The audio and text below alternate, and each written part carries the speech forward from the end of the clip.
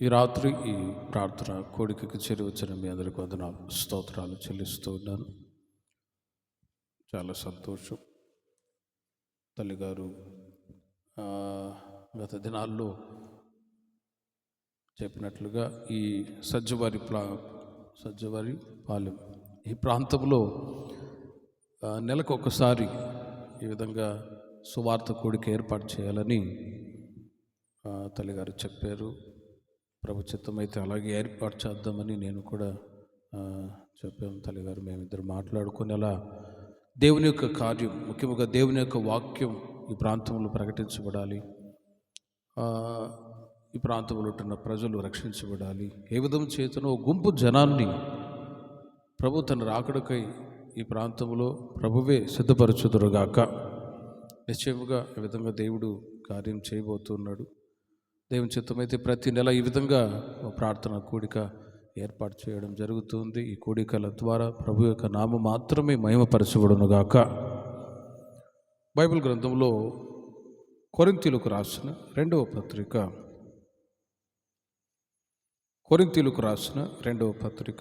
5వ అధ్యాయం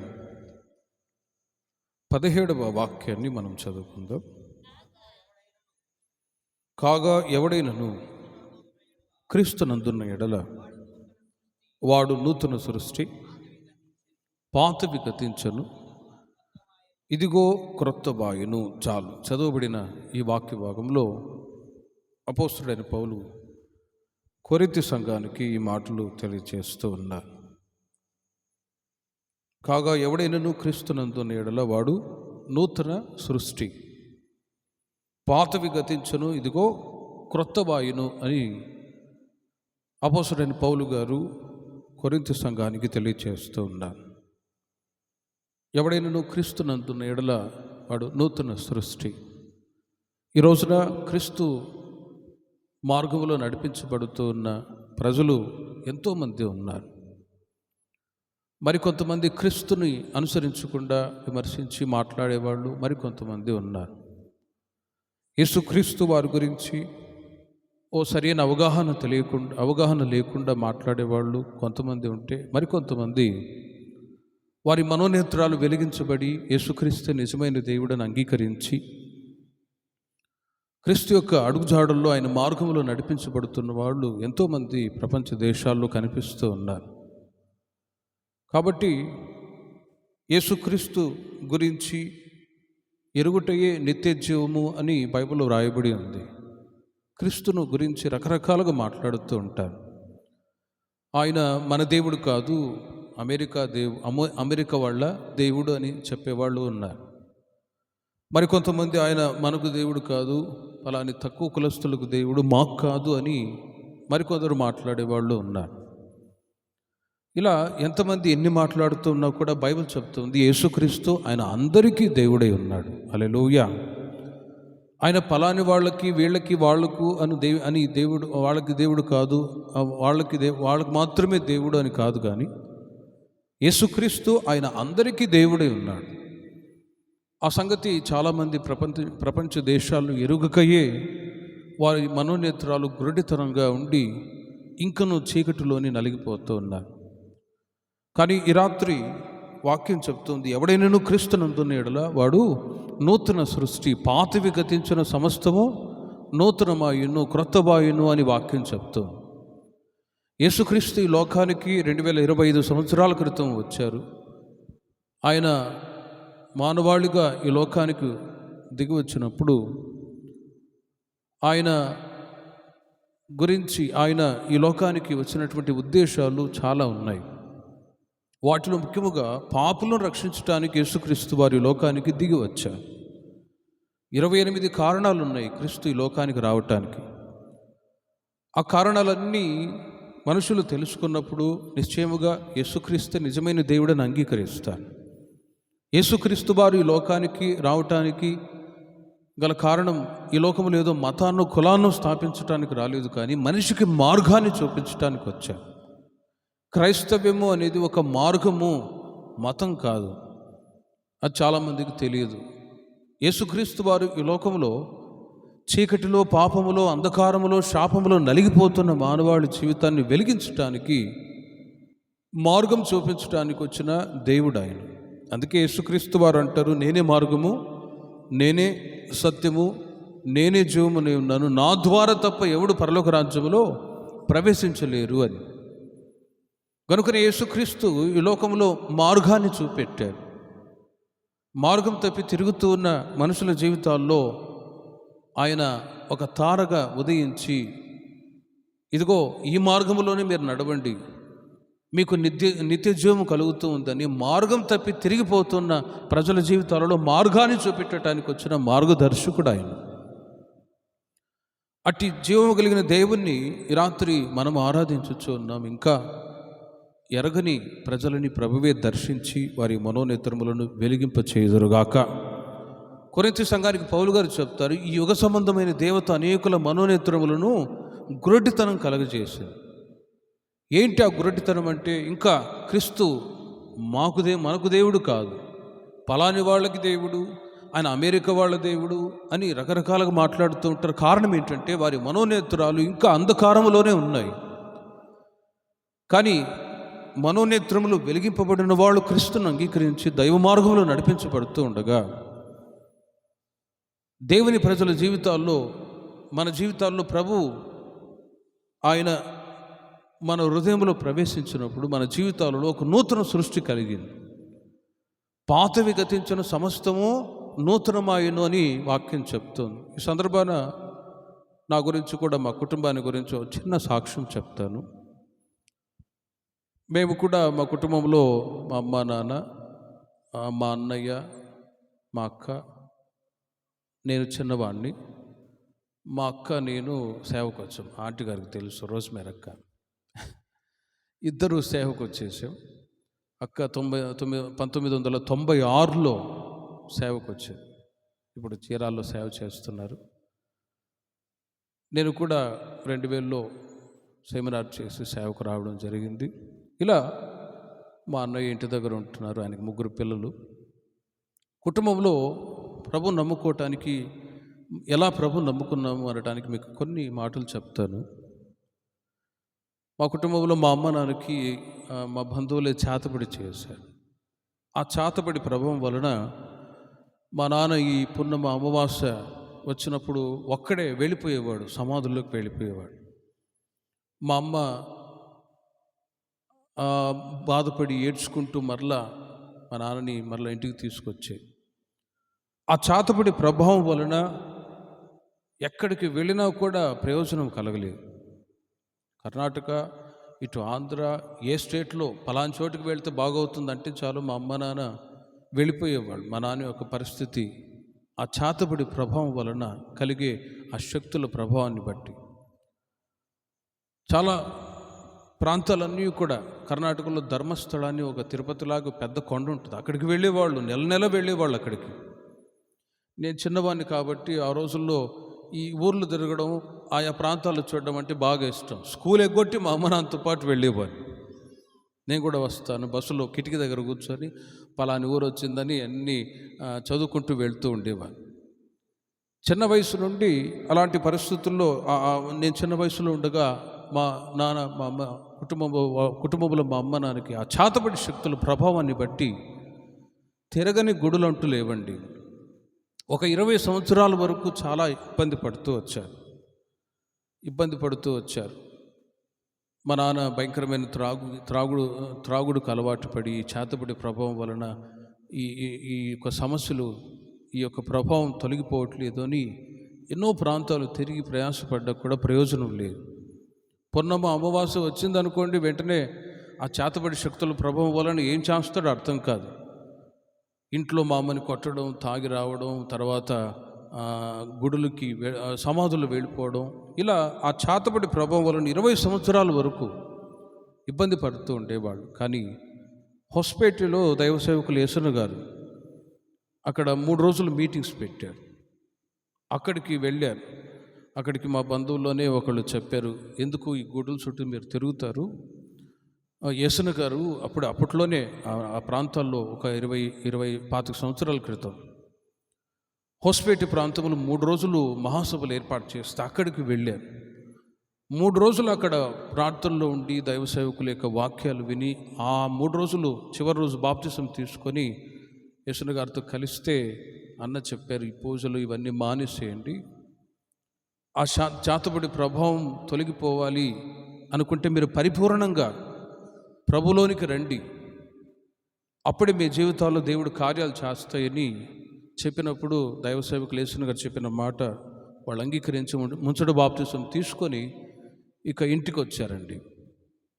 ఇంటికి వచ్చారు. మా నాన్న ఆ పూజలు చేస్తున్నటువంటి ఆ ఫోటోలన్నీ తీసి ఒక నదిలో పడేసి వచ్చాడు. ఆ రాత్రికే వచ్చేవి గొంతు పట్టుకునేట, ఏయ్ మమ్మల్ని పడేస్తావా అని. ప్రేమిల వల్ల మరలా ఉదయాన్నే మరలా అక్కడ దగ్గరలో పెంతెకోస్తు చర్చి ఉంటే అక్కడికి వెళ్ళి అక్కడ వాళ్ళను కూడా ఇంటికి పిలిపించుకొని ఉపవాస ప్రార్థనలు ఏర్పాటు చేసుకున్నాం. ప్రేమిల వల్ల జరిగిన ఒక అద్భుతమైన కార్యం ఏంటంటే, ఎప్పుడైతే క్రీస్తుని అంగీకరించి మా అమ్మ నాన్న బాప్తిసం తీసుకొని కుటుంబ సమేతంగా మేము అప్పుడు చిన్నపిల్లవాళ్ళం మా చర్చికి వెళ్తూ ఉండేవాళ్ళం, ఆ ప్రభావం మమ్మల్ని మీరు ఫోటోలన్నీ తీసి ఎప్పుడైతే నదిలో పడివేశారో ఇంకా మరణ భయం అవి బెదిరిస్తూ ఉన్నాయట. కలలో కనిపించి మమ్మల్ని నువ్వు పడేసి వస్తావా అని. కానీ ప్రేమిల వల్ల భయపడకుండా మరలా ఉపవాస ప్రార్థనలు ఏర్పాటు చేసుకున్నారు. తరచుగా నెల ఉపవాస ప్రార్థనలు ఏర్పాటు చేసుకున్న మా కుటుంబంలో జరిగిన కార్యం ఏంటంటే, ఆ చేతబడి శక్తులన్నీ కూడా ఎవరైతే విరోధంగా చేశారో ఆ శక్తులన్నీ కూడా ఒక నెల తర్వాత వాళ్ళ ఇంటికే రివర్స్కి వెళ్ళిపోయాయి. దేవునికి మహిమ కలుగునుగాక. ఆ కుటుంబం ఎవరని తెలుసు, మా అమ్మ నాన్నకు తెలుసు, కానీ ఎవరికి చెప్పలేదు. కానీ ఆ కుటుంబంలో భయంకరమైన శాపం కలిగిందండి. కుటుంబంలో యజమానుడు చనిపోయాడు, ఇంకొక కుమారుడు రౌడీగా ఉండి అతడు విచ్చలవిడిగా ప్రవర్తిస్తుంటే అతన్ని కూడా తీసుకొని వెళ్ళి జైల్లో చెతకబాదారు. ఇంకొక కుమారుడు కూడా ఆత్మహత్య చేసుకొని చనిపోయాడు. కుటుంబం చల్లా చెదరైపోయింది. ఇప్పుడు ఇంట్లో ఒక విధవరాలు ఆ మాత్రమే మిగిలిపోయింది. గత సంవత్సరంలో ఆమె కూడా చనిపోయింది అన్నారు. ఇలా ఎందుకు ఈ మాటలు చెప్తున్నానంటే, ప్రేమిల వర్లరా, మా కుటుంబం పరిపూర్ణంగా ప్రభువులోనికి నడిపించబడ్డ తర్వాతే విరోధముగా ఉంటున్న కార్యాలన్నీ కూడా దేవుడు ఒక్కొక్కటి దూరపరచి ఈ రోజున దేవుడు కుటుంబాన్ని సాక్షిగా నిలిపి ఉన్నారు. దేవునికి మహిమ కలుగునుగాక. హల్లెలూయా. ఆ తర్వాత ఇక పెంతెకోస్తు చర్చికి వెళుతూ, అలాగే దైవ సేవకులు కూడా యేసన్న గారు మా ప్రాంతంలో మా ఊర్లో మీటింగ్స్ ఏర్పాటు చేసేవాళ్ళు, అక్కడికి వెళ్ళేవాళ్ళు. తరచుగా దేవుని మందిరానికి ప్రభువుని విడిచిపెట్టకుండా పరిపూర్ణంగా ఆయన అడుగుజాడల్లో నడిపించబడుతూ ఇలా నేను మా సిస్టర్ గారు ఇద్దరు సేవకు వచ్చేసాం. అలా ఈ రోజున కుటుంబాన్ని దేవుడు సాక్షిగా నిలిపి ఉన్నారని మీ ఎదుట ధైర్యంగా నేను చెప్పగలుగుతూ ఉన్నాను. దేవునికి మహిమ కలుగునుగాక. ప్రేమిన వల్ల అంతవరకు చీకటిలో ఉంటున్న అనుభవాలు, విగ్రహారాధన శాపంలో ఉన్నాం. కానీ by the grace of God దేవుడు తన కృపచేత రక్షించి మా కుటుంబాన్ని దేవుడు సాక్షిగా నిలవబెట్టి ఉన్నాడు. కాబట్టి ధైర్యంగా ఈ రోజున మీ ముందు కూడా నేను నిలవబడి చెప్పగలను. నా పేరు కూడా గతంలో వెంకటేష్ అని ఉన్నది. నా పేరు వెంకటేష్. కానీ ప్రభు నమ్ముకున్న తర్వాత శామ్యూల్ అని బాప్తిసం ఇచ్చారు. ఓ భయంకరమైన విగ్రహారాధన శాపంలో నుండి దేవుడు మా కుటుంబాన్ని విడిపించారు. కనుక ఈ రోజున ధైర్యంగా మీ ఎదుట సాక్ష్యం చెప్పగలుగుతూ ఉన్నాను. అందుకే వాక్యం కూడా చెప్తుంది, కాగా ఎవడైనా క్రీస్తునందున్న ఎడల వాడు నూతన సృష్టి, పాతవి గతించను, ఇదిగో క్రొత్త బాయను అని వాక్యం చెప్తుంది. ప్రేమిన వర్లరా, ఒక్కసారి ఆలోచించండి. క్రీస్తులో ఉంటే కలిగే ఆశీర్వాదాలు ఏంటి? 4 విషయాలు మీకు చెప్తాను. మొదటిగా మా కుటుంబంలో ఉన్న సాక్ష్యాన్ని చెప్పాను.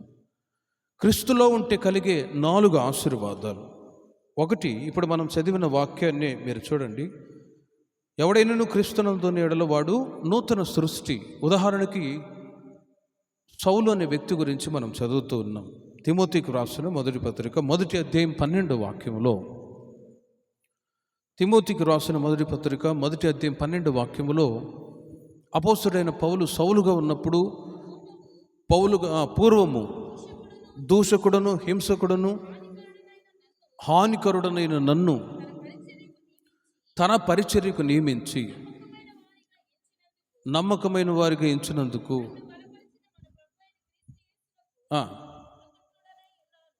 ప్రేమిని వర్లరా గమనించండి, పూర్వము దూషకుడను హింసకుడను హానికరుడును అని అంటాడు. అపోస్తుడైన పౌలు గారు మునుపు ఆయనకున్న పేరు ఏంటంటే సౌలు. సౌలుగా ఉన్నప్పుడు ఆయన క్రైస్తవులన్నా ప్రార్థన చేసేవాళ్ళన్నా అసలు ఆయనకు పడేది కాదు. ఎక్కడ ప్రార్థన చేసేవాళ్ళు కనబడితే, ఎక్కడ ప్రభు నమ్మిన వాళ్ళు కనబడితే అక్కడ వెళ్ళి హింసించి బాధ పెట్టి చిత్రవద చేసి చంపేవాడు.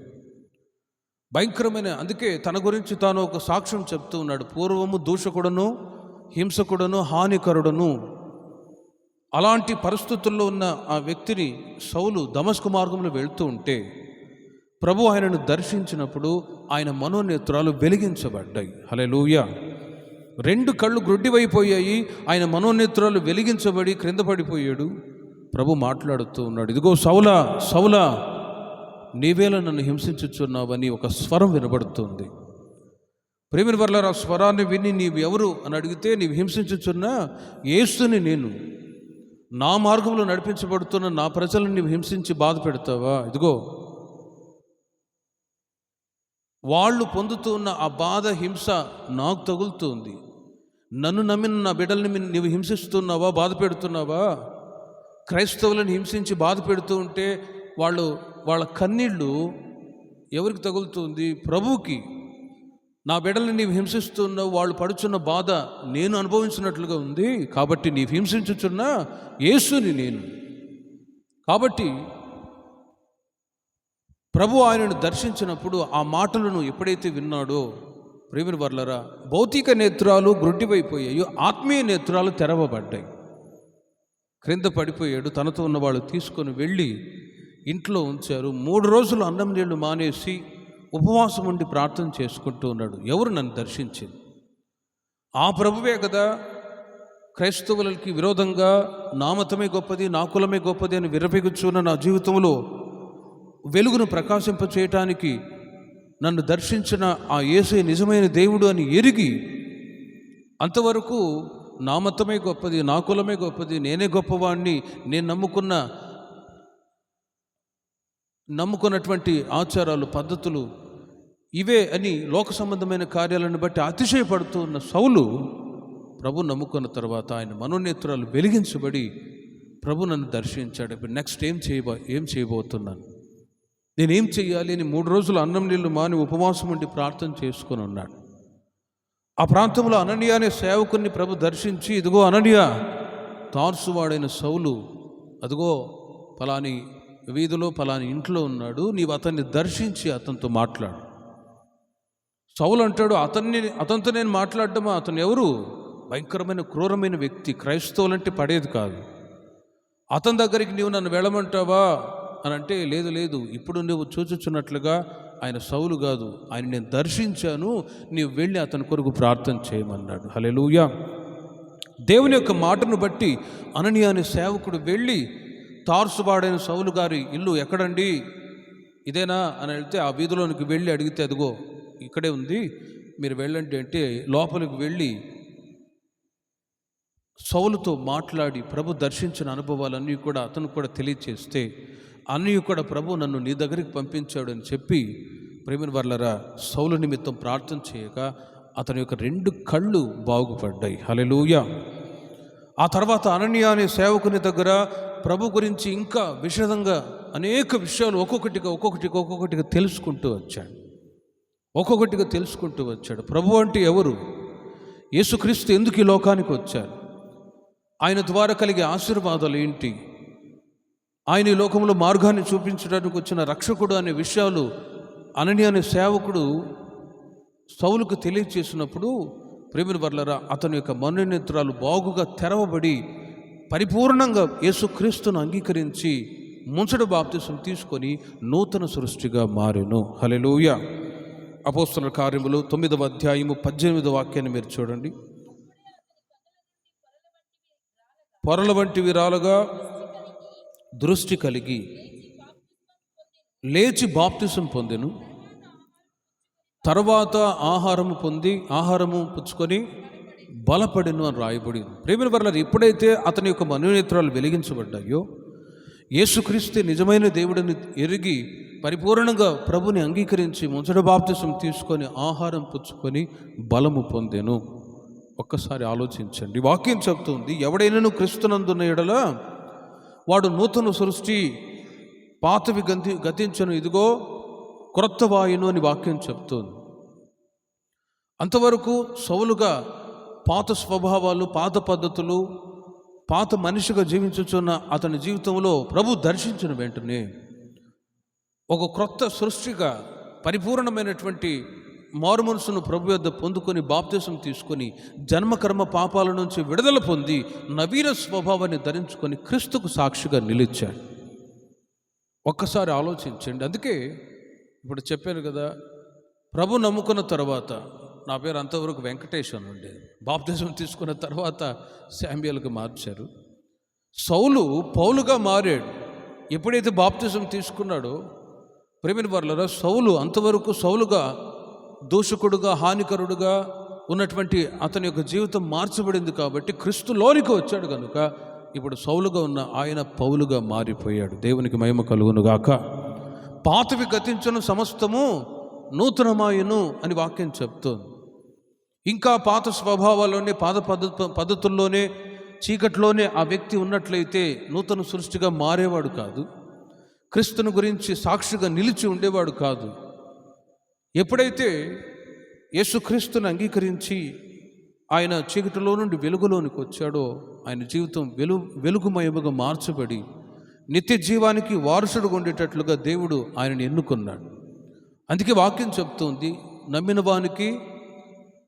నమ్మని వానికి శిక్ష, నమ్మిన వానికి రక్షణ కలుగుతుంది అని వాక్యం చెప్తుంది. క్రీస్తుని నమ్మాడు కాబట్టి శిక్ష నుండి తప్పించబడ్డాడు. క్రీస్తుని నమ్మాడు కాబట్టి నవీన స్వభావాన్ని ధరించుకున్నాడు కాబట్టి వెలుగులోనికి అతని యొక్క జీవితం రప్పించబడింది. ఈ రోజున అలాంటి మతపిచ్చి, కులపిచ్చి కలిగిన వాళ్ళు లోకములు ఎంతోమంది ఉన్నారు. అందుకే యేసుక్రీస్తు ఈ లోకములో ఏదో మతాన్నో కులాన్నో స్థాపించడానికి రాలేదు, మానవ జీవితానికి మార్గాన్ని చూపించడానికి వచ్చారు. చెడు అలవాట్లలో, ఇంకా లోక సంబంధమైన అలవాట్లలో ఉంటున్న మనిషి యొక్క జీవితంలో మార్పును కలగజేయాలని, మంచి మార్గములో నడవమని చెప్పటానికి ఈ లోకానికి వచ్చాడు. కాబట్టి నూతన సృష్టిగా సౌలుగా ఉన్న ఆయన పౌలుగా మార్చబడి నూతన సృష్టిగా మారి ప్రభువుకు సాక్షిగా నిలిచాడు. ఈ రాత్రి ఇక్కడ చేరి వచ్చిన మీ యొక్క మన మనోనేత్రాలు కూడా దేవుడు వెలిగింపచేశాడు. అందుకు దేవునికి మహిమ కలుగునుగాక. గతంలో మనము కూడా చీకట్లో ఉన్నవాళ్ళమే, క్రీస్తును ఎరగని వాళ్ళమే. By the grace of God రోమా సంఘానికి పౌలు గారు తెలియచేస్తారు 5వ అధ్యాయం 1వ వాక్యములో, మీరు కృపచేతనే రక్షింపబడి ఉన్నారు. రోమీయులకు రాసిన పత్రిక 5వ అధ్యాయము 1వ వాక్యాన్ని మీరు చూడండి. కాబట్టి విశ్వాస మూలమున నీతిమంతులముగా తీర్చబడి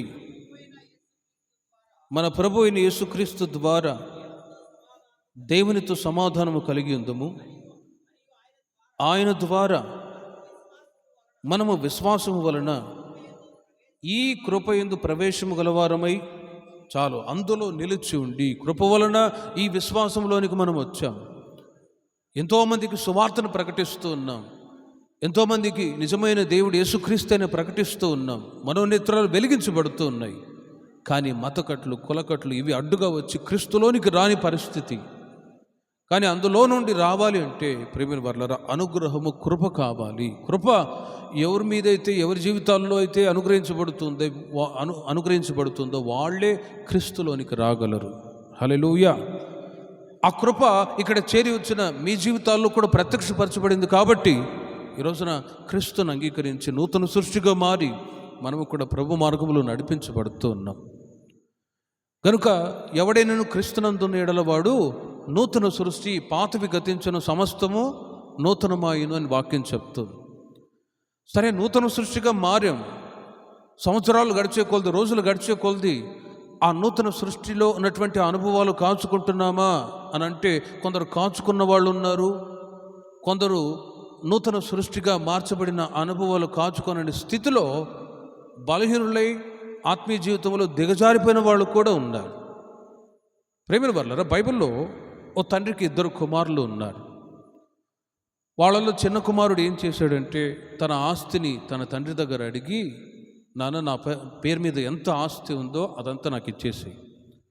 తండ్రి అంటాడు, ఒరే నావన్నీ నీవే కదా, నువ్వు లోకంలో నీ జీవితాన్ని పాడు చేసుకోవద్దురా, నా మాట వినరా, ఇంట్లోనే ఉండరా, నా ఆస్తి అంతా నీకే కదా అంటే వాడు వినలేదండి. నా పేరు మీద ఎంత ఆస్తి ఉందో నాకు ఇచ్చేసి, నా ఇష్టం వచ్చినట్లు నేను చేసుకుంటాను. ఎంత చెప్పినా వినకపోగా తండ్రి ఆస్తి ఇచ్చేశాడు. ఆ చిన్న కుమారుడు ప్రేమిన వర్లారో ఒక్కసారి ఆలోచించండి, ఆ ఆస్తిని తీసుకుని వెళ్ళి దుర్వ్యాపారం చేత ఖర్చు చేశాడు. వేశ్యలతో సహవాసం చేసి లోక సంబంధమైన అలవాట్లలో తిని త్రాగుచు విచ్చలవిడిగా ప్రవర్తించి ఆస్తి అంతటిని కూడా కొద్ది రోజులకి నాశనం చేసుకున్నాడు. ఉన్న కొద్ది ఆస్తితో బ్రతుకుదాం అనుకున్నాడా, ఆలోగా చుట్టంలాగా ఒకడు వచ్చాడు. అబ్బాయ్ నేను రా మీ మామని అన్నాడు. మామనా ఎవరు మామ, నీకు తెలియదులే కానీ మీ అమ్మ నాన్నకు తెలుసులే అని వరుసలు కలిపి అతనితో పాటు ఉండి అతని దగ్గర ఉన్న డబ్బంతా కూడా కాజేసి వెళ్ళిపోయాడు. ప్రేమిన వర్లరా, ఇప్పుడు తినటానికి సరైనటువంటి ఉండడానికి వసతి లేదు, తినటానికి ఆహారం లేదు, ఆకలి ఆకలి ఆకలి అని ఎదురు చూస్తూ ఉన్నాడు, ఆకలితో కొట్టుమిట్లాడుతున్నాడు. కానీ ఆకలి తీర్చుకోవటానికి ఎవరు కూడా ఇవ్వట్లేదు, తినటానికి ఇవ్వట్లేదు, ఆలోచిస్తూ ఉన్నాడు. ప్రేమిన వర్లారా, లూకాసు వార్తలో మీరు గమనించండి, ఎప్పుడైతే సమస్తాన్ని కోల్పోయాడు ఆ చిన్న కుమారుడు, అప్పుడు బుద్ధి వచ్చి అనే మాటను మీరు చూడండి. అయితే బుద్ధి వచ్చినప్పుడు వాడు, నా తండ్రి వద్ద ఎంతోమంది కూలివాండ్రకి అన్నం సమృద్ధిగా ఉంది, నేనైతే ఇక్కడ ఆకలితో చచ్చిపోవచ్చున్నానని రిపెంట్, తను తాను పశ్చాత్తాపడి తన జీవితాన్ని మార్చుకోవటానికి ఓ తీర్మానం చేస్తూ ఉన్నాడు. ఎప్పుడు బుద్ధి వచ్చినప్పుడు, అప్పుడప్పుడు కొన్నిసార్లు తల్లిదండ్రులు పిల్లలకి బుద్ధి చెప్తూ ఉంటారు, అమ్మాయి నా మాటిను, అబ్బాయి నా మాటిను అంటే వింటారా? వినరు.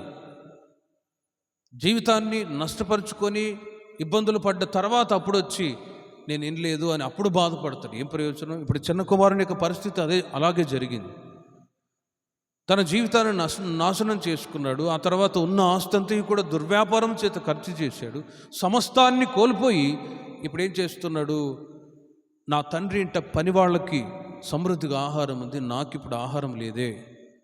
ప్రేమిన వర్లారా, నా తండ్రి ఇంటికి మరలా తిరిగి వెళ్తాను. హల్లెలూయా. నా తండ్రి దగ్గర పనిచేసి పని మనుషుల దగ్గర ఒక కూలివాణ్ణిగా నేను ఉండబోతున్నానని, అలా ఉంటాను అని తండ్రి దగ్గర వేడుకుంటానని మనసులో ఆలోచించుకొని బయలుదేరి వెళ్తూ ఉన్నాడు. ప్రేమిన వర్లారా, అల్లంత దూరాన తండ్రి ఎదురు చూస్తూ ఉన్నాడు. చూడండి, తండ్రి ఎదురు చూస్తూ ఉన్నాడు, నా కుమారుడు మరలా తిరిగి వస్తాడు, ఎప్పటికైనా ఒకరోజు తిరిగి వస్తాడని ఎదురు చూస్తూ ఉన్నాడా? రాగానే వచ్చాడు. ప్రేమిన వర్లారా, తండ్రి పరిగెత్తుకొని వెళ్ళి చిన్న కుమారుని హత్తుకొని ముద్దు పెట్టుకొని ఇంటికి తీసుకొని వెళ్ళి, వీడికి స్నానం చేయించండిరా, ప్రశస్త వస్త్రములను ధరింపచేయండిరా అని అతన్ని శుభ్రంగా తయారు చేయించి ఉంగరం ధరింపచేసి, ఇదిగో ఈ రోజున గొప్ప విందు చేద్దాము అని తండ్రి విందు చేసి సంతోషించాడు. దేవునికి మహిమ కలుగునుగాక. ఒక్కసారి ఆలోచించండి, నూతన సృష్టిగా మార్చబడ్డ వ్యక్తి మరలా దుర్వ్యాపారం చేత లోకములో కలిసిపోయినప్పుడు తండ్రి మరలా ఆయన పశ్చాత్తాపడటానికి అవకాశం ఇస్తూ ఉన్నాడు. ఎంతకాలం? కృపాకాలం. ఇప్పుడు మనం కృపాకాలంలో ఉన్నాం. బైబిల్ స్టడీలో అదే నేను చెప్తున్నాను. బైబిల్ అర్థం అవ్వటానికి 10 కాలాల గురించి తెలుసుకొని ఉండాలి, లేకపోతే బైబిల్ అర్థం కాదు. ఇప్పుడు మనం కృపాకాలంలో ఉన్నాం.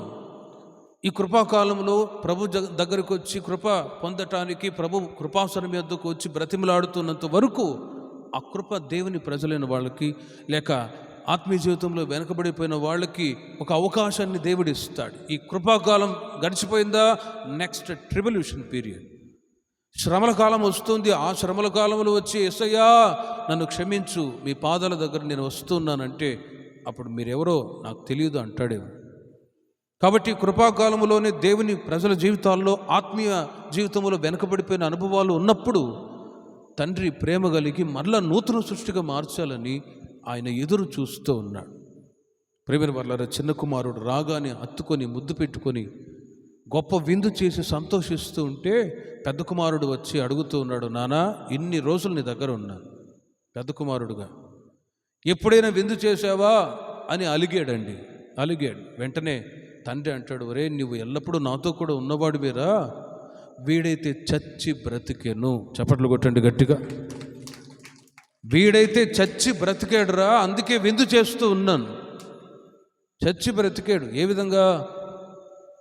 దుర్వ్యాపారం చేత ఆత్మీయ జీవితాన్ని నష్టపరుచుకొని చచ్చిన స్థితి. జీవించుచున్నావన్న పేరు మాత్రం ఉన్నది కానీ నీవు మృతుడవే. ఒక వ్యక్తి జీవించుచున్నవాడే కానీ మృతమైన అనుభవం ఏ విధంగా కలుగుతుందంటే, లోక సంబంధమైన దుర్వ్యాపారం చేత, లోక సంబంధమైన కార్యాల చేత ఒక వ్యక్తి ఈడవబడి మరులు కోల్పబడి నష్టపరుచుకున్నప్పుడు ఆ వ్యక్తి ఆత్మీయ మరణాన్ని అనుభవిస్తాడు. కాబట్టి అలాంటి ఆత్మీయ మరణాన్ని అనుభవించిన చిన్న కుమారుని తండ్రి దగ్గర తీసుకొని మరలా హత్తుకొని ముద్దు పెట్టుకొని తండ్రి చెంత చేర్చుకున్నాడు. ప్రేమ వల్ల ఈ రాత్రి ఎవడైనా నువ్వు క్రీస్తునందున్న ఎడలవాడు నూతన సృష్టి, పాతవి గతించిన సమస్తము నూతనమాయును. నూతన సృష్టిగా దేవుడు మార్చాడు. సౌలును పౌలుగా మార్చబడ్డ తర్వాత ఆ నూతన సృష్టిగా మార్చబడ్డ అనుభవాలను దేవుని ప్రజలైన మనం కాచుకుంటూ రావాలి. దేవుడు మీకు ఇచ్చిన రక్షణ అనుభవాన్ని, చీకటిలో నుండి వెలుగులోనికి నడిపించిన ఆ ఆత్మీయ అనుభవాలన్నీ కూడా దేవుని ప్రజలైన వాళ్ళు కాచుకుంటూ రావాలి. ఒకవేళ పోగొట్టుకొని ఉంటే ఈ వాక్యము ద్వారా మరలా మిమ్మల్ని మీరు నూతన పరుచుకుందరుగాక. ఒకవేళ నూతన పరుచుకోకపోతే పేతురు పత్రికలో వ్రాయబడి ఉంది, కుక్క తన వాంతికి తిరిగినట్టును కడుగబడిన పంది బురదలో దొర్లినట్లు అని కుక్కకి పందికి పోల్చారు. చూడండి, బ్యాక్ స్లైడింగ్ స్పిరిట్. వెనకబడిపోయిన వాళ్ళ జీవితాలని ఈ కుక్కకి పందికి పోలుస్తూ ఉన్నారు. ఎంత హీనమైనదో. కుక్క ఫుల్గా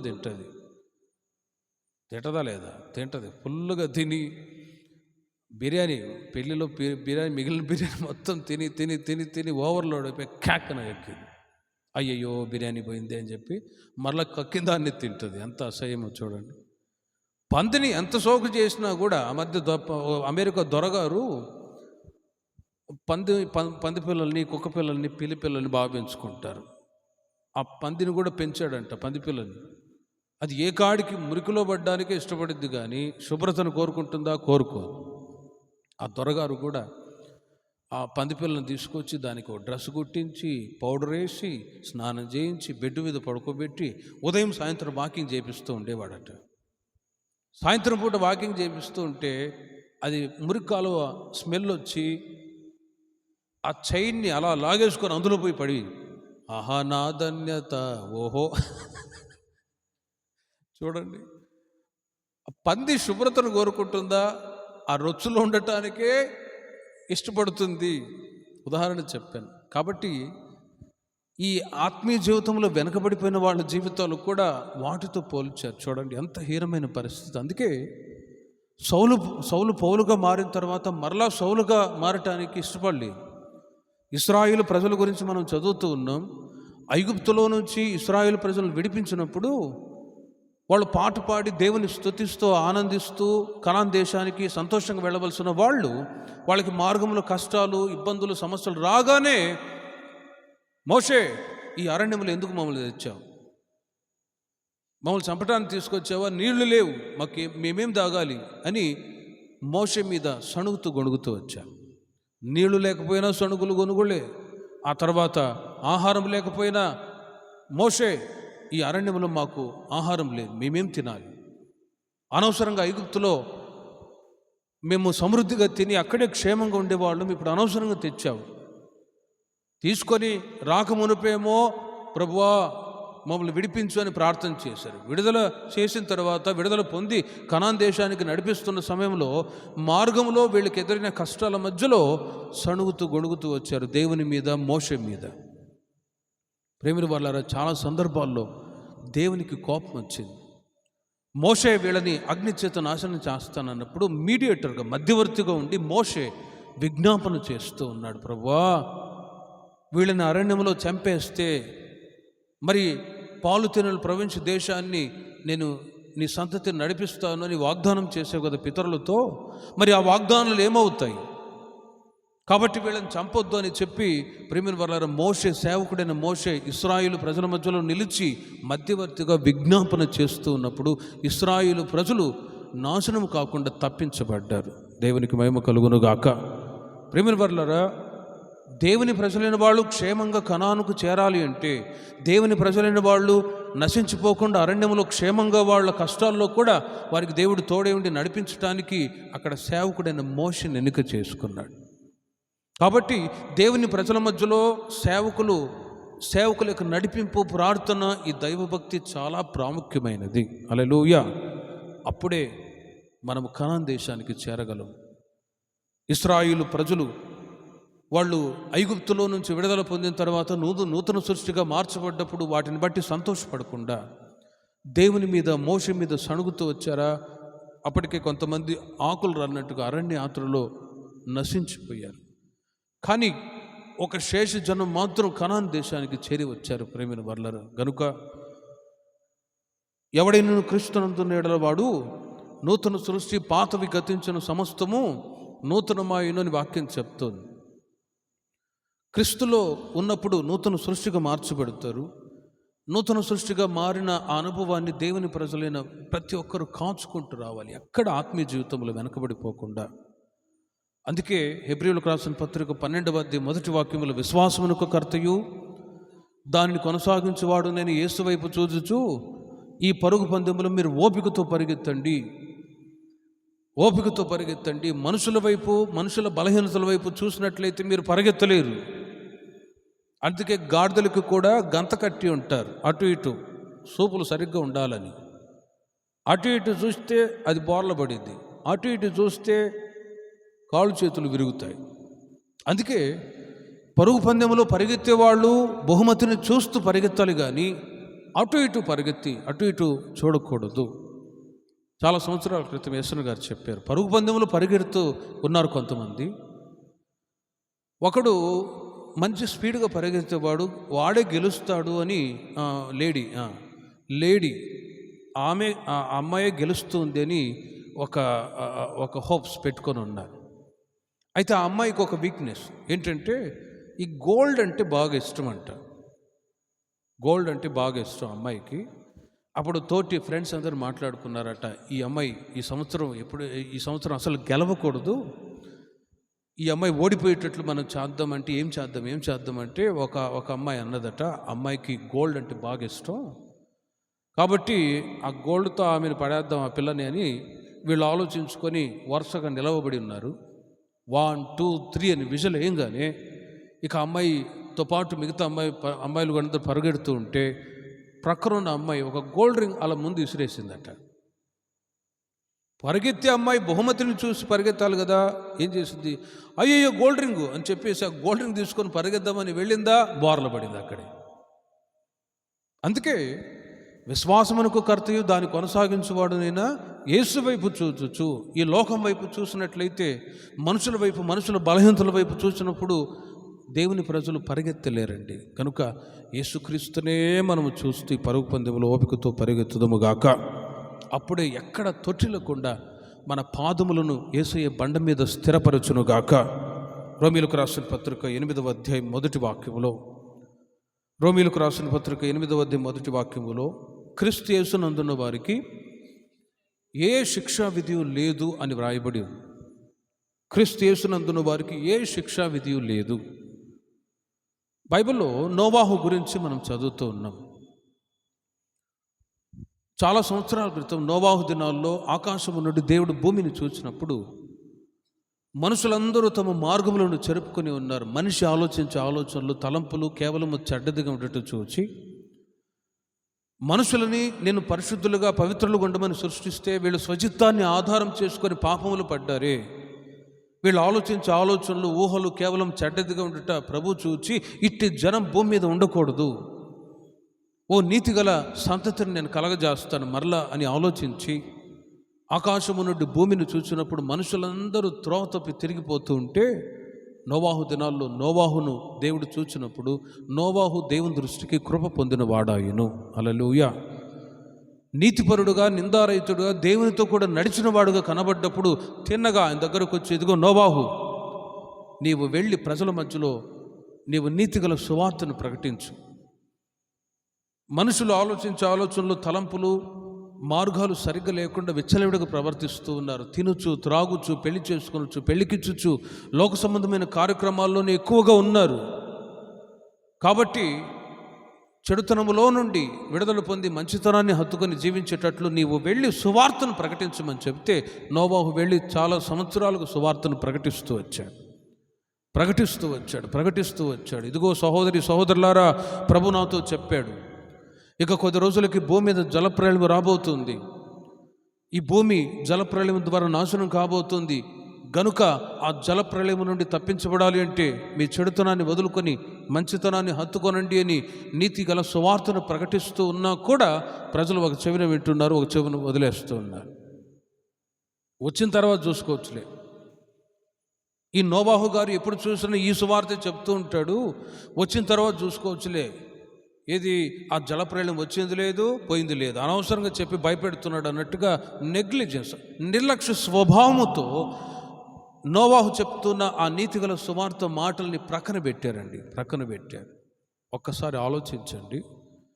దేవుడు చూస్తూ ఉన్నాడు. ప్రజలు ఎంత చెప్పినా ఆ మాట వినకపోగా రానే వచ్చేసింది జలప్రళయం. అందరూ జలప్రళయం చేత కొట్టుకొని పోయారు. నోవాహు కుటుంబం మాత్రం సురక్షితంగా ఓడలో ఉండేరి. హల్లెలూయా. సురక్షితంగా దేవుడు ఆ కుటుంబాన్ని కాపాడి ఉన్నాడు. ప్రేమైన వారులారా, రీసెంట్గా చూడండి, అమెరికా కాలిఫోర్నియా, లాస్ ఏంజల్స్, ఆ దేశంలో ఎంత నష్టమో. ఇప్పుడు ఆ వీడియో అక్కడ ఆ దేశంలో జరుగుతున్న పరిస్థితులన్నీ ప్రపంచ దేశాలు స్ప్రెడ్ అయిపోయింది. అందరికీ తెలిసిపోయింది. 2 రోజుల క్రితం వాళ్ళు ప్రభుని అవమానపరిచారట. గాడ్ క్రియేటెడ్ దిస్ యూనివర్స్, ప్రభు ఈ భూమిని సృష్టించాడు అందంగా అన్నప్పుడు వాళ్ళు అక్కడ అపహాస్యం చేసి నవ్వుకున్నారు. అంటే ప్రభు యొక్క సృష్టిని గురించి ఆయన అపహాస్యం చేసి నవ్వితే దేవుడు ఊరుకుంటాడా? ప్రేమైన వారులారా, ఒక్కసారి ఆలోచించండి. ఒక న్యాయ తీర్పు వెంటనే 2 రోజుల క్రితం అలా మాట్లాడుకున్నారు. ఇప్పుడు అందుకే అలాంటి కార్జిచ్చు వచ్చి మొత్తం కాలిపోతూనే ఉంది. ఇప్పుడు కూడా ఆర్పులేని పరిస్థితుల్లో వాళ్ళు ప్రయాసపడుతూనే ఉన్నారు. మరి అలాంటి కార్జిచ్చు మధ్యలో ఒక కుటుంబస్తులు సాక్ష్యం చెప్తూ ఉన్నారు. అన్నీళ్ళు కాలిపోయినా మా ఇంటిని దేవుడు సురక్షితంగా కాపాడి ఉన్నారని. హల్లెలూయా. చుట్టూ ఉన్న ఇళ్ళన్నీ కూడా కార్జిచ్చు చేత కాల్చబడిపోయి ఉన్నాయి, బూడిదగా మార్చబడిపోయి ఉన్నాయి. ఒక కుటుంబస్తులు వాళ్ళ ఇల్లు ఏ విధంగా ఉందో అలా కట్టినప్పుడు ఏ విధంగా ఉందో అలాగే అది వీడియోలో కూడా చూపిస్తూ ఉన్నారు. సాక్షిగా ఆ సహోదరుడు అంటూ ఉన్నాడు, దేవుడు యేసయ్య నా కుటుంబాన్ని, నా ఇల్లు కాలిపోకుండా కాపాడి ఉన్నాడని సాక్ష్యం చెప్తూ ఉన్నారు. కాబట్టి ప్రియమైన వారులారా, నోవాహు దినాల్లో మనుషులు వాళ్ళు ప్రవర్తించే ప్రవర్తనను బట్టి దేవుడు లేడు అని బుద్ధిహీనులు తమ హృదయంలో అనుకొందురు. దేవుడు లేడు, దేవుడి సృష్టిని కలగజేసి ఉన్నాడు అన్నప్పుడు దానిని కూడా అపహాస్యం చేసి ప్రభువుకి విరోధంగా మాట్లాడితే దేవుడు ఊరుకుంటాడా? ప్రేమైన వారులారా, చాలా సంవత్సరాల క్రితమే ఎంతోమంది అపహాస్యం చేసిన వాళ్ళు నామరూపాలు లేకుండా పోయారు. ఈ రోజుల్లో ఆ భయంకరమైన పరిస్థితులను బట్టి ప్రజల హృదయాల్లో దడబుట్టిపోతుంది. ప్రభువుకు విరోధంగా, క్రీస్తుకు విరోధంగా ఏ మాట మాట్లాడకూడదు.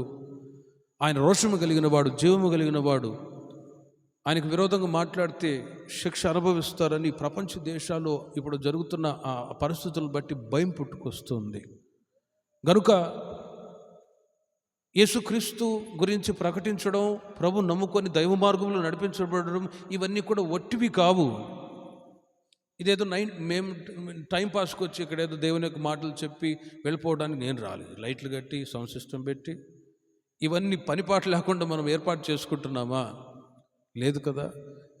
జీవము కలిగిన యేసయ్యను మనం ఆరాధించడానికి, దేవుని వాక్యం చేత మన ఆత్మీయ జీవితాలను కట్టుకోవటానికి, ప్రభు యొక్క రాకడకై మనం సిద్ధపరచబడుతూ క్రీస్తు యేసునందున వారికి ఏ శిక్షా విధియు లేదు గనుక ఆ శిక్షా విధి నుండి తప్పించబడటానికి కావాల్సిన మార్గాన్ని ప్రభు ద్వారా నేర్చుకొని మనం జాగ్రత్త పడటానికి ఇవన్నీ కార్యక్రమాలు ఈ రోజుల్లో దేవుడు మనకు ఏర్పాటు చేస్తూ ఉన్నాడు. ఆదికాండం 7వ అధ్యాయము 7వ వాక్యములో జలప్రళయం చేత ప్రజలందరూ కూడా నాశనమైనా కూడా కానీ ప్రేమిన వర్లరా అప్పుడు నోవాహును అతనితో కూడా అతని కుమారులను అతని భార్యయు అతని కోడండ్రును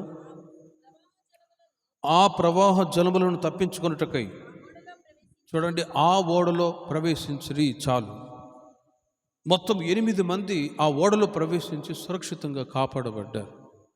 అందుకే వాక్యం చెప్తుంది, క్రీస్తు యేసునందున్న వారికి ఏ శిక్షా విధి లేదు. క్రీస్తులోనికి ప్రభులో వీరు దాచబడ్డారు, ప్రభులో దాచబడ్డారు. మార్క్స్ వార్త 16వ అధ్యాయము 16వ వాక్యంలో కూడా వాక్యం తెలియచేస్తుంది, నమ్మి బాప్తిసం పొందినవాడు రక్షింపబడును, నమ్మని వానికి శిక్ష విధింపబడును. ప్రేమిన వర్లరా, నమ్మని వానికి శిక్ష విధింపబడును. నమ్మి బాప్తిసం పొందిన వారికి రక్షణ. క్రీస్తును నమ్మిన తర్వాత నెక్స్ట్ స్టెప్ ఇంకోటి ఏంటంటే బాప్తిజం తీసుకోవాలి. జన్మకర్మ పాపాల నుంచి విడుదల పొందటానికి ముంచట బాప్తిజం తీసుకోవాలి. అప్పుడు ఆ వ్యక్తి శిక్ష నుండి తప్పించబడతాడు. శిక్ష విధి అనేది ఏమాత్రం ఉండదు. యేసుక్రీస్తు వారు ఒకసారి శిష్యుల దగ్గరకు వచ్చి శిష్యులు కూడా అంటారు, ప్రభువా నీ నామాన్ని చెప్పి దయ్యాలను గద్దించినప్పుడు అవి కూడా పారిపోతున్నాయి అని సంతోషిస్తూ ఉన్నారు. అప్పుడు యేసయ్య అంటారు, మీరు నా పేరిట దయ్యములను వెళ్ళగొట్టినప్పుడు మీరు సంతోషపడుతున్నారు కదా, దానిని బట్టి మీరు సంతోషపడవద్దు. ఇదిగో మీ పేర్లు జీవ గ్రంథంలో వ్రాయబడి ఉన్నాయి కదా, అందును బట్టి మీరు సంతోషపడండి. హల్లెలూయా. ఎప్పుడైతే నూతన సృష్టిగా ఒక దేవుని ప్రజగా మారిన తర్వాత బాప్తిసం తీసుకున్నప్పుడు వారి పేర్లు జీవ గ్రంథంలో లిఖితం చేయబడతాయి. తద్వారా శిక్షావిధి, క్రీస్తు యేసునందున్న వారికి శిక్షావిధి ఏమాత్రము లేదు. క్రీస్తును నమ్మి రక్షణ పొందిన వాళ్ళు శిక్ష నుండి తప్పించబడతారు. నమ్మని వారికి శిక్ష, లోకాన్ని లోక సంబంధమైన వాటిని నమ్మే వాళ్ళకి శిక్ష. ప్రేమిన వర్లరా, ఓ ధనవంతుడు ఉన్నాడు. ఆ ధనవంతుడు ఆ సంవత్సరం విస్తారంగా పంటలు పండించుకొని తినుచు త్రాగుచు సుఖిస్తూ అతడు తనకున్న డబ్బును బట్టి, తనకున్న ఐశ్వర్యాన్ని బట్టి, ధాన్యాన్ని బట్టి ఓ పెద్ద గోడను నిర్మించుకొని విస్తారంగా ఆ సంవత్సరం పంటలు పండించుకొని సంతోషించి పాట పాడుతున్నాడట, నా ప్రాణమా తినుము త్రాగుము సుఖించుము, ఎంజాయ్. ఆ రాత్రి దేవుడు ప్రత్యక్షమై, ఇదిగో వెర్రివాడా, ఈ రాత్రి నీ ప్రాణమును అడుగుచున్నాను, నీవు సంపాదించినవన్నీ ఎవరి వగునో. వెర్రివాడా, ఫులిష్. ఎవరు ఫులిష్ అంటే ఈ లోక సంబంధమైన ధనాన్ని నమ్ముకున్న వాళ్ళు ఫులిష్. ఎవరు ఫులిష్ పీపుల్ అంటే ఈ లోక సంబంధమైనటువంటి డబ్బు, వెండి, బంగారు, ఆస్తులు, ఇల్లు, పొలాలు, వీటిని నమ్ముకున్న వాళ్ళు బిబ్లికల్గా మనం ఆలోచిస్తే ఫులిష్ పీపుల్ అంటారు. ఫులిష్ పీపుల్ ఎలా అని అంటారేమో. లోకంలో మనిషి ఈ రోజుల్లో డబ్బు లేకపోతే ఏమీ చేయలేరు అంటారు. నాతో కూడా ఒక అంకుల్ అన్నాడు, అన్నయ్య డబ్బుండ లెక్కుండాలి, లెక్కుంటేనే నువ్వు స్థలం కొనాలి, స్థలం కొనగలవు అని అంటాడు. అంటే డబ్బుంటేనే ఏమైనా చేయగలవు అని. సరే అని ఓ 10,000 ఇచ్చాడు కానుక. 10,000 కానుక ఇచ్చాడు, స్థలము తీసుకోండి అని. అది కొన్ని కారణాల వలన స్థలం క్యాన్సిల్ అయిపోయింది. ఆ 10,000 ఎట్లా విజయవాడ జీకొండలు సేవ చేస్తున్నప్పుడు ఇక ఆ స్థలం కొరకు అని 10,000 రమేష్ అనికి ఇచ్చి ఉంటే మరల నన్ను అడిగేవాడేమో. అలాగే ఉంచాను. ఓ రోజు ఉదయం సాయంత్రానికి మరలానా స్థలం క్యాన్సిల్ అయింది కదా, 10,000 ఇచ్చేసేయండి అన్నాడు. రిటర్న్ తీసుకున్నాడు. అప్పుడు అనుకున్నాను, ఈయనకి ధనపిచ్చి ఉంది, ఇచ్చినట్టు ఇచ్చి మరలా తీసుకున్నాడు. ప్రేమిన వల్ల డబ్బు ఉండాలి, ఏదైనా లెక్క ఉండాలన్నా అంటాడు. మంచిదే, బ్రతకటానికి డబ్బు, వెండి, బంగారు, లోక సంబంధమైనటువంటి సొత్తు ఇవన్నీ అవసరమే. కానీ ఇంకొక మాట చెప్తుంది, ధనము సమస్త విధములైన కీడులకు మూలము. గమనించి చూడండి. అన్న తమ్ముడు, అక్క చెల్లి, వాళ్ళు చిన్న వయసు యవ్వన కాలం వచ్చేంతవరకు బాగానే ఉంటారు. ఇక పెళ్ళిళ్ళై పిల్లలు పుట్టారా అప్పుడు చూడండి, ఇక మీకు చెప్పని అవసరం లేదు, అందరు ఫ్యామిలీసే ఉన్నారు. ధనము సమస్త విధములైన కీడులకు మూలము. డబ్బు ఆస్తిని బట్టి ఎన్ని గొడవలో తప్పని కాదు. ధనవంతుడు తనకున్న ధనాన్ని నమ్ముకున్నాడు. ఈ లోకంలో ధనం ఉంటే ఏమైనా చేయగలము అని. అవసరమే, కానీ వాటి ద్వారా వచ్చే కీడు నుండి తప్పించబడి నిజమైన ధననిధి అని క్రీస్తును విశ్వసించి ఆయన విలువైన ప్రభు, విలువైన దేవుడు అని క్రీస్తును అంగీకరించి వాక్యం చెప్తుంది, పరలోక రాజ్యాన్ని నీతిని మొదట వెతుకుడి, అప్పుడు అవన్నీ మీకు అనుగ్రహింపబడునుగాక. క్రీస్తులో ఉన్నప్పుడు ఆయనను విశ్వసించిన దేవుని ప్రజల జీవితాల్లో అడక్క మునిపే దేవుడు ఒక్కొక్కటిగా అనుగ్రహిస్తూ ఉంటాడు మీ యొక్క స్పిరిచువల్ గ్రోత్ని బట్టి. కనుకనే నమ్మి బాప్తిసం పొందినవాడు రక్షింపబడును, నమ్మని వానికి శిక్ష కలుగుతుంది. అయితే నూతన సృష్టిగా మారి ముసటి బాప్తిసం తీసుకొని ప్రతి వారం దేవుని మందిరానికి వచ్చి ఆత్మీయ జీవితంలో భక్తిలో నీతిలో దేవుని వాక్యానుసారంగా మీ జీవితాలను దినదినము ప్రభువులు కట్టుకుంటూ ఉన్నప్పుడు ప్రేమిని వర్లారా లోక సంబంధమైన ఆశీర్వాదాలన్నీ కూడా పరిపూర్ణంగా దేవుడు దయచేయుదురుగాక. ఒకడు లోకమంతా సంపాదించుకొని తన ప్రాణాన్ని పోగొట్టుకుంటే అతనికేం ప్రయోజనం? అన్నీ ఉన్నాయి, బట్ స్పిరిచువల్ లైఫ్లో జీరోగా ఉన్నట్లయితే ప్రయోజనం లేదు. అందుకే దేవుని ప్రజలైన వాళ్ళ జీవితాల్లో రెండు విధాలుగా ప్రభు ఆశీర్వదిస్తాడు. ఒకటి ఆత్మీయంగా, రెండవది భౌతికంగా. ఇక్కడికి చేరి వచ్చిన మీ కుటుంబాలని భౌతికంగా ఆశీర్వదించాడు, ఆత్మీయంగా ఆశీర్వదించాడు. ఇంకా నా దేవుడు ఆశీర్వదించుదురుగాక. భౌతికమైన ఆశీర్వాదాలు పెరిగే కొలది ఆత్మ సంబంధమైన అనుభవాల నుండి దేవుని ప్రజలు దూరం కాకూడదు. కొన్నిసార్లు దేవుడు ఏం చేస్తాడంటే అన్నీ ఇచ్చి చూస్తాడు అనుకూలంగా ఉండేటట్లుగా. అప్పుడు అతిశయపడ్డామా ఇక అంతే సంగతులు, మరలా తీసేసుకుంటాడు.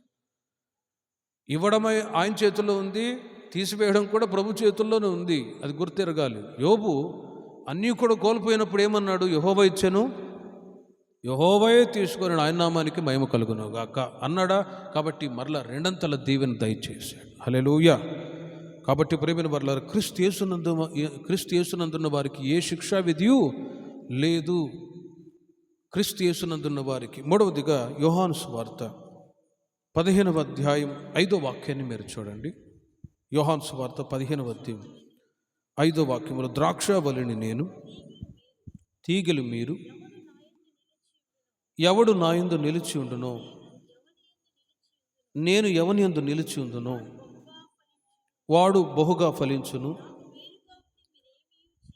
నాకు వేరుగా ఉండి మీరేమీ చేయలేరు అని వ్రాయబడి ఉంది. నాకు వేరుగా ఉండి మీరేమీ చేయలేరు. మూడవదిగా క్రీస్తులో ఉంటే వాళ్ళు ఫలిస్తారు.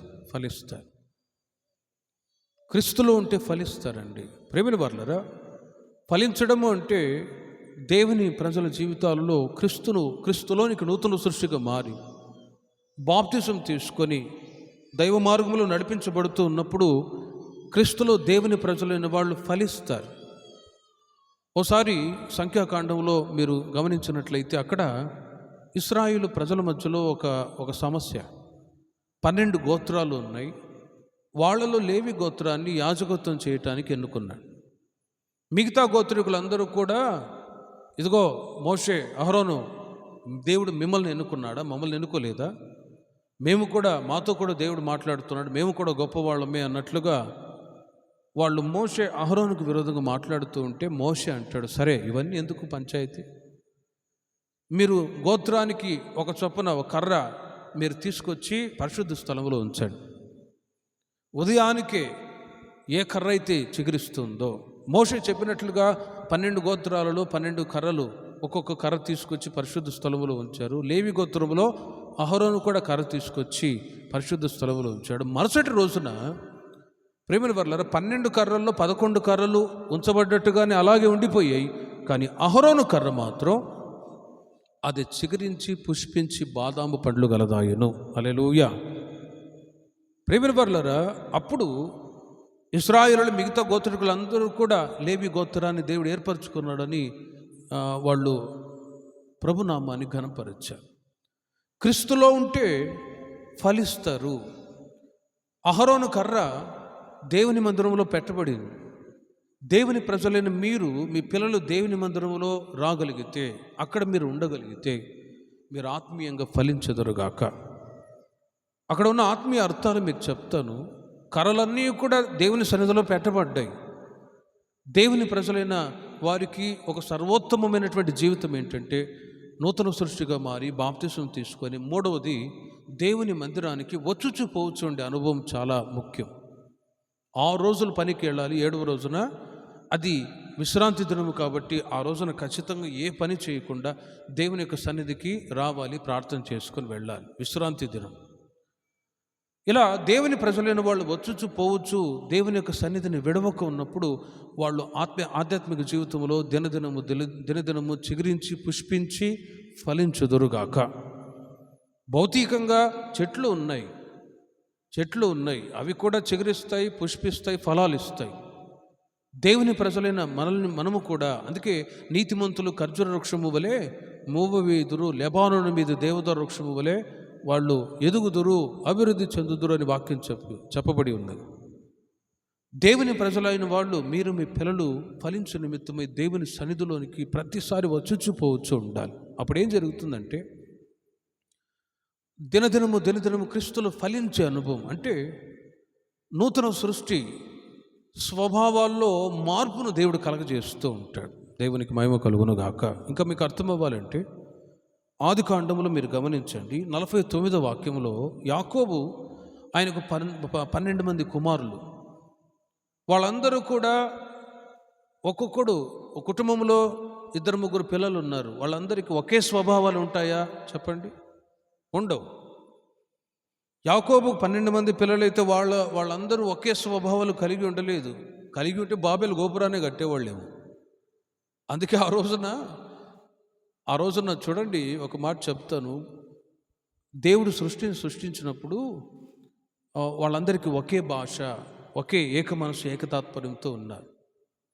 అప్పుడు ప్రజలందరూ కూడా మాట్లాడుకొని వాళ్ళు అనుకున్నారు, ఆకాశాన్ని అంటేటట్టుగా ఒక గోపురాన్ని కడదాం, పేరు ప్రఖ్యాతులు సంపాదించుకుందామని ప్రపంచంలో ఉంటున్న, దేశంలో ఉంటున్న జనమంతా కూడా సృష్టి దేవుడు చేసిన తర్వాత మనుషులందరూ ఒకే భాష, ఒకే తాత్పర్యంతో ఉండేవాళ్ళు కనుక వాళ్ళందరూ ఆకాశాన్ని అంటేటట్టుగా బాబెలు గోపురాన్ని కడదాం అనుకున్నారు. ఇక కట్టడం ప్రారంభించారు, కడుతూ ఉన్నారు. ఆకాశం నుండి దేవుడు చూచి, ఒరే వీరు మామూలు కాదు, వీళ్ళు ఏమైనా చేసేటట్టున్నారు, ఆకాశాన్ని అంటేటట్టుగా ఖచ్చితంగా వీళ్ళు కట్టబోతున్నారని చెప్పి దేవుడు భాషని తారుమారు చేశాడు. అందుకే ఇప్పుడు మనం వెళ్ళి వేరే దేశంలో ఇంగ్లీష్ రాని వాళ్ళు అక్కడికి వెళ్ళి ఇంగ్లీష్ మాట్లాడితే ఎందుకు చెన్నైకి వెళ్ళి చూడండి మీరు. నాకైతే భాష వచ్చి వెళ్తాను అనుకో, మీకు భాష రాదు, తమిళ్ రాదు. మీరు అక్కడికి వెళ్ళి కొట్టుకెళ్ళి మా పలాంది వస్తు ఏమో అని అంటే ఎన్న వేణం అని అంటుందా. అప్పుడు వాళ్ళ భాష. ఎందుకండి, నాతో ఓ బ్రాంచ్లో పాస్టర్ గారు ఉన్నారు, ఆయనకి తమిళ్ రాదు. ఆటో ఎక్కాడు, 50 రూపాయల దగ్గర గొడవ. ఆటో ఎక్కాడు, వాడికేమో తెలుగు రాదు, ఈయనకేమో తమిళ్ రాదు. ఇక 50 రూపాయల దగ్గర గొడవ పడి, అన్న ఈ చెన్నైకి ఒక దండం అని చెప్పి ఆంధ్రాకి వచ్చేసి. భాష రాకపోతే ఎంత ఇబ్బందో చూడండి. ప్రేమిన వర్లరా, ఒకే భాష ఉన్నది ఆ రోజుల్లో. కానీ బాబెల్ గోపురాన్ని ఎప్పుడైతే మనుషులు కట్టడానికి ప్రారంభించారో దేవుడు చూచి మనుషుల భాషలన్నీ కూడా తారుమారు చేశాడు. ఆ రోజు నుండి ఇక బాబెల్ గోపురాన్ని కట్టడానికి ప్రారంభించిన వాళ్ళు ఎప్పుడైతే భాష తారుమారు దేవుడు చేశాడో, వెంటనే ఇటుక తీసుకురా అంటే ఇసుక ఇస్తున్నాడు, ఇసుక తీసుకురా అంటే సిమెంట్ ఇస్తున్నాడు. అట్లా ప్రేమిన వర్లరా, అర్థం కాక జనము స్ప్రెడ్ అయిపోయారు. ఇన్ని భాషలుగా ఉండటానికి ఇదే కారణం, భాషలు. కాబట్టి ప్రేమిన వర్లరా, ఆనాడు ఆ భాషలు తారుమారైపోయాయి. ఆ తర్వాత మనుషులు కూడా ఆయా ప్రాంతాల్లో వెళ్ళిపోయారు. మనుషుల యొక్క మనస్తత్వాలు కూడా మారిపోతూ వచ్చాయి. ఈ వాక్యానికి మనం వచ్చినట్లయితే అక్కడ 49వ అధ్యాయం 22వ వాక్యాన్ని మీరు చూడండి. యోసేపు ఫలించడి కొమ్మ, ఓట యొద్ద ఫలించడి కొమ్మ. చూడండి, యాకోబునకున్న 12 మంది కుమారులు ఒకే స్వభావం కలిగిన వాళ్ళు కాదు, ఒకే తాత్పర్యం కలిగిన వాళ్ళు కాదు. వాళ్ళ స్వభావాలు వేరువేరుగా ఉన్నాయి. షిమ్యోను, లేవి అనువారు సహోదరులు, వారి ఖడ్గములు బలాత్కారపు ఆయుధములు అని వాళ్ళ స్వభావాలను బట్టి తండ్రి వారిని ఆశీర్వదిస్తూ వచ్చాడు. యోసేపు దగ్గరికి వచ్చేసరికి ఫలించడి కొమ్మ. ఒక్కసారి ఆలోచించండి. Depend upon our characters. స్వభావాలను బట్టే మనలో ఉంటున్న ఫలభరితమైన జీవితాన్ని బట్టి దేవుడు ఆశీర్వదించుదురుగాక. మరి 12 మంది కుమారులను కూడా ఆశీర్వదించాడంటే లేదు, యోసేపును మాత్రమే ఫలించడి కొమ్మ. చిన్న వయసు నుండి యోసేపు తన సహోదరుల చేత ద్వేషింపబడి, కష్టాలు, నిందలు, అవమానాలు, శోధనకు గురై, చెరసాల్లో వేయబడి, ఆకలి దప్పులతో పడరాని బాధలు పడి, దేవుని యొక్క తోడు అనుభవిస్తూ అంచెలంచెలుగా ప్రభువులో నడిపించబడుతూ ఉన్నాడు. గనుకనే తన సహోదరులు కూడా వాళ్ళు వచ్చారు. వాళ్ళని చూసి, వరే మీరే కదా నన్ను బాధ పెట్టిన వాళ్ళు అని వాళ్ళని తిట్టలేదు. కానీ సహోదరులారా, మీరు ఆనాడు చేసిన కీడు నాకు ఈరోజు మేలుగా మారింది రండి అని కీడు చేసిన తన సహోదరులను ఇంట చేర్చుకొని వాళ్ళని పోషించి సంరక్షించాడండి. ఆయనలో ఉంటున్న ఆ క్యారెక్టర్స్, స్వభావాలు ఏవైతే ఉన్నాయో వాటిని బట్టి తండ్రి బ్లెస్ చేస్తున్నాడు. యోసేపు ఫలించడి కొమ్మ. శత్రువులుగా తన సహోదరులే శత్రువులు వాళ్ళ అన్నలే కీడు చేసిన వాళ్ళనే ఇంట్లో చేర్చుకోండి. మనం చేర్చుకుంటావా? ఆలోచించండి. అందుకే స్వభావాలు క్రొత్త నిబంధన కాలంలో యేసుప్రభువారు అన్నారు, ఇదిగో మీరు బిడ్డల వంటి వారైతేనే పరలోక రాజ్యంలో ప్రవేశిస్తారు. పిల్లలు ఉన్నారు, బుడ్డోడు ఉన్నాడు, వాడిని వేసి ఒక్క దెబ్బ పీకితే అమ్మా అని చెప్పి అంత రోడ్డు వరకు పరిగెడతాడు. మరలా ఆకలేస్తే మరలా నిదానంగా వచ్చి ఏడుపు మాని అమ్మా అన్నం పెట్టు అంటాడా లేదా? కోపం వెంటనే మానుకుంటాడు. కోపం అనేది ఉండదు అసలు. అందుకే యేసుప్రభువారు అంటారు, చిన్నపిల్లల్ని నా యుద్ధకు మీరు ఆటంకపరచవద్దు, వారిని రానివ్వండి. మీరు మార్పునందు బిడ్డల వంటి వారైతేనే పరలోక రాజ్యంలో ప్రవేశిస్తారు.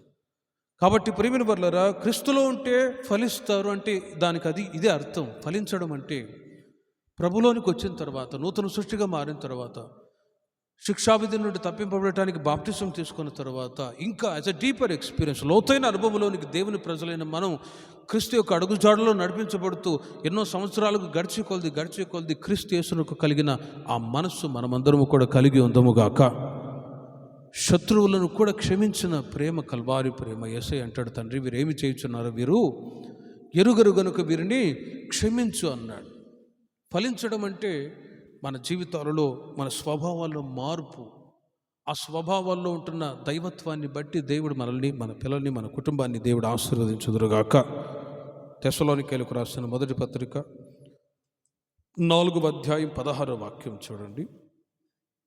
ఒక మాట చెప్పి నేను ముగిస్తాను.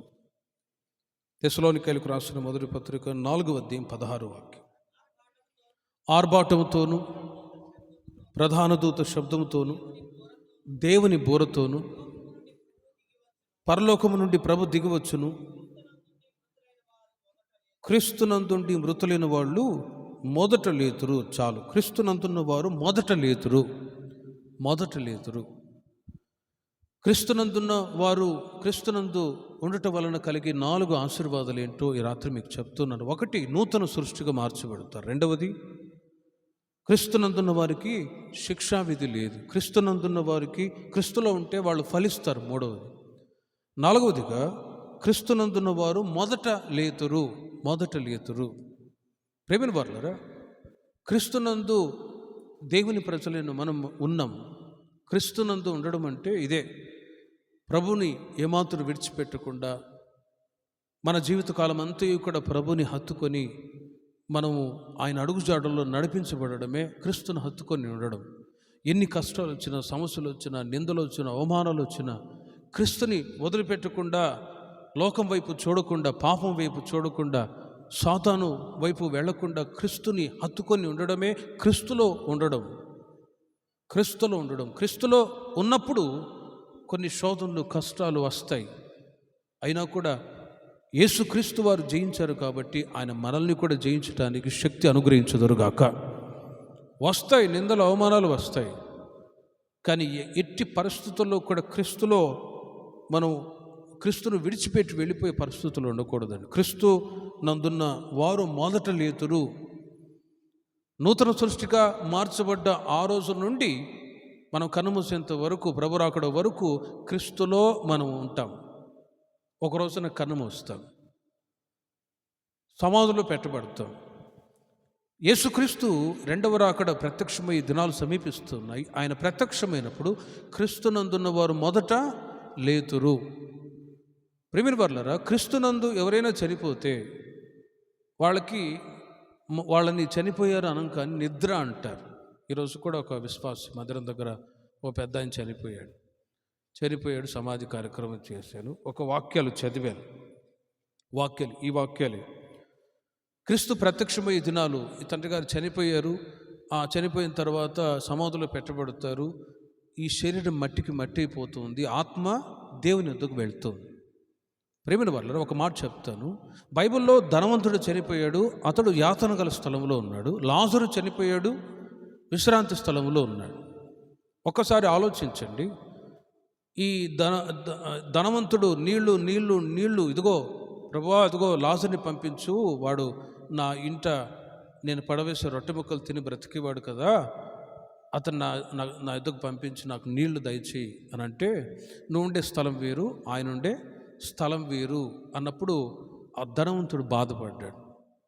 అంటే బ్రతికి ఉన్నప్పుడు ఆ వేరియేషన్స్ కనిపించట్లేదు. చూడండి, ఈ లోకంలో చాలామందికి ఒక విజన్ లేదు. ఏంటంటే చనిపోయిన తర్వాత ఎక్కడికి వెళ్తాము అనేటువంటి ఒక విజన్ అనేది లేదండి. ఉన్నంతకాలం తినాలి, త్రాగాలి, సుఖించాలి, చనిపోయిన తర్వాత ఎక్కడికి వెళ్తామో తెలియదు అని నాస్తికులు చెప్తూ ఉన్నారు. దేవుడు లేడు అని బుద్ధిహీనులు తమ హృదయములు అనుకుంటూ ఉన్నారు. కానీ క్రీస్తునందు ఉండి ఒక రోజున కన్నుమూసినప్పుడు వాళ్ళు ఎక్కడికి వెళ్తారు? విశ్రాంతి గల స్థలంలోనికి వెళ్తారు. అదే క్రీస్తునందు లేని వాళ్ళు ఎక్కడ ఉంటారు? యాతన గల స్థలంలోనికి వెళ్తారు. నీళ్లు అని అక్కడ అలమటిస్తూ ఉన్నాడు. లాజర్ని పంపించు అంటే, నువ్వు ఉండే స్థలం వేరు, ఆయన ఉండే స్థలం వేరు. ఈయన నీ దగ్గరికి వెళ్ళలేడు, నువ్వు ఈయన దగ్గరికి రాలేవు అన్నప్పుడు బాధపడి, అలాగైతే నాకు ఇంకా 5 మంది సహోదరులు ఉన్నారు, ఈ లాజర్ని పంపించి సువార్త చెప్తే వాళ్ళు మారి నూతన సృష్టిగా మార్చబడతారు, బాప్తిసం తీసుకుంటారు, వారు కూడా విశ్రాంతి గల స్థలంలోనికి వస్తారు కదా అని అంటే, ప్రభు అంటాడు, ఇదిగో బ్రతికి ఉన్నప్పుడే ఎంతోమంది ప్రవక్తలు వచ్చి దేవుని యొక్క సువార్త చెప్పిన విననప్పుడు చనిపోయిన వ్యక్తి వచ్చి, అమ్మా సువార్తమ్మా అని చనిపోయిన వ్యక్తి వచ్చి ముందు నిలవబడి చెప్తే వాక్యం వింటారా? ప్రియమైన వాళ్ళరా, భయపడి పారిపోతారు. ఇప్పుడు తెలిసిన వాళ్ళు ఎవరైనా చనిపోయారు, గత నెలలో సమాధి కార్యక్రమం చేసి వచ్చారు, ఇప్పుడు వచ్చి ఇక్కడ నిలవబడి హాయ్ అంటే ఉంటారా? నేను ఉండాలి, మీరు అందరూ పరిగెడతాం. ఇప్పుడు అదే మాట అంటే, లాజరు చనిపోయి ఆల్రెడీ విశ్రాంతి గల స్థలంలో ఉన్నాడు. ఇప్పుడు లాజరు వెళ్ళి మరలా సువార్త చెప్తే వింటారా? బ్రతికి ఉన్నప్పుడే సువార్త వినని వ్యక్తి, చనిపోయిన వ్యక్తి వెళ్ళి సువార్త చెప్తే దయ్యమని అంటారు, కానీ మనిషి అనుకోడు. కాబట్టి ప్రేమైన వారలారా, ప్రభు యొక్క రాకడ సమీపిస్తుంది. క్రీస్తునందున్న వారు మొదట లేతురు. అందుకే మనం ఈ లోకంలో క్రీస్తు యొక్క మార్గంలోనికి ఎందుకు వస్తూ ఉన్నామంటే, ఒకటి, మనం పరలోక రాజ్యానికి వారసులు అవ్వటానికి ఈ మార్గంలోనికి మనం వచ్చాం. క్రీస్తులోనికి వచ్చినప్పుడు దేవుడు మనకు కావాల్సిన అవసరతలన్నీ అనుగ్రహిస్తూ ఉంటాడు. పరలోక రాజ్యాన్ని, నీతిని మొదట వెతికి కొలది భౌతికమైన ఆశీర్వాదాలు ఒక్కొక్కటిగా. ఇప్పుడు ఒకసారి ఆలోచించి చూడండి. ప్రభువు నమ్ముకున్న తర్వాత మీ కుటుంబాల్లో దేవుడు చేసిన మేళ్ళన్నిటిని బట్టి ప్రభు యొక్క నామం కనపరచబడును గాక. వీటిని బట్టియే మీరు సంతోషపడకూడదు అని వాక్యం చెప్తుంది. ఇప్పుడు ఈ రోజుల్లో ప్రభు యొక్క రాకడ సూచనలు ఒక్కొక్కటిగా నెరవేర్చబడుతూ ఉన్నాయి. వీటిని బట్టి క్రీస్తునందు ఉండి ఇంకా మనం ప్రభువుల ఆధ్యాత్మిక జీవితంలో ఎదుగుచు వర్ధిల్లొచ్చు. ప్రభు యొక్క రాకడకై మనం సిద్ధపడాలి. అప్పుడే ఒక రోజున మనం కూడా, ఎవరు సమయం వస్తే వాళ్ళు వెళ్ళిపోతారు. మనిషి యొక్క ఆయుష్ ఎంత? 60 సంవత్సరాలు, అధిక బలం ఉంటే 70 సంవత్సరాలు. 70 సంవత్సరాలు కూడా ఇప్పుడు కరువు అయిపోయింది అనుకోండి. ఏదేమైనా కూడా పౌలు అంటాడు, నా మట్టుకైతే బ్రతుకుట క్రీస్తే, చావైతే లాభము అని అంటాడు. అంటే బ్రతికేవాళ్ళు, జీవించేవాళ్ళు క్రీస్తు కొరకు బ్రతకాలి. అప్పుడప్పుడు కొందరు వృద్ధాప్యంలో ఉండేవాళ్ళు అంటారు, అయ్యా ఎవరి కొరకు బ్రతకాలయ్యా, కొడుకు చూడట్లేదు, కోడలు చూడట్లేదు, ఆమె చూడట్లేదు, ఈమె చూడట్లేదు అని అంటారు.